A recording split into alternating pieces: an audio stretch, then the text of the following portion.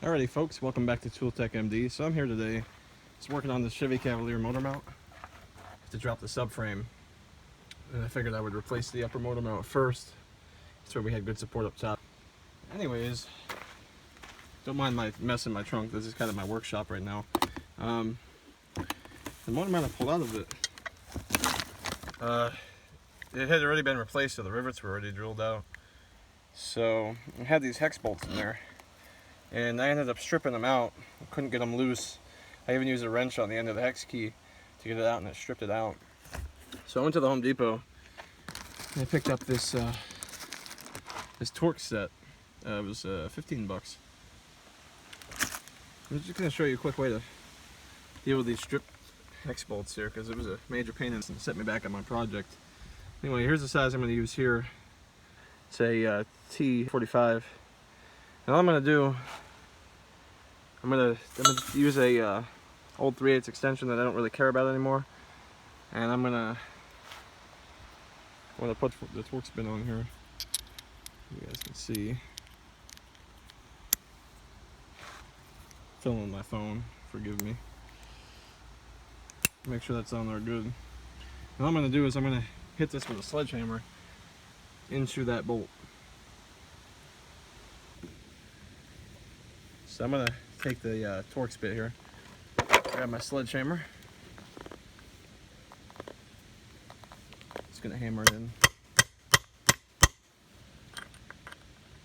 Generally the bits are harder than the bolt, so you don't have to worry about damaging your socket while doing this.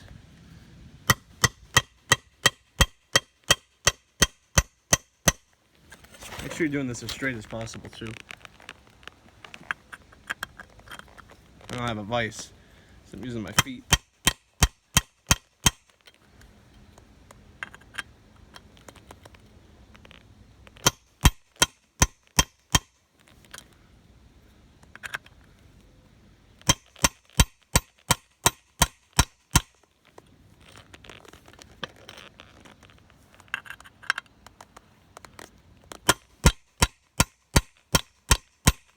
Alrighty, so we got that Torx bit hammered in there.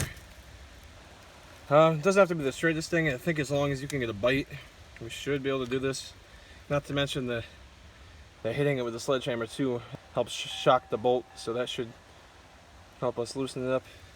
Now you could do this with a ratchet, but I'm not going to risk it.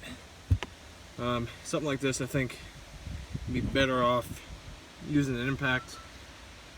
That impact is going to really help bite that and loosen the threads up too. So for this I'm going to use an impact. It's just a Ryobi impact. Grab that. So all I'm going to use is this Ryobi 1/2" impact with a 1/2" to 3/8 adapter on it. And that should do the trick for us. Now don't use an extension here. Don't use any extension. You want as much torque as possible on there.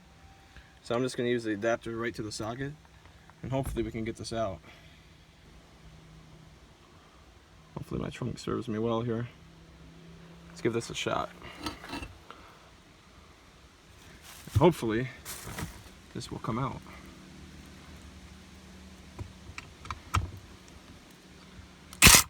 There we go.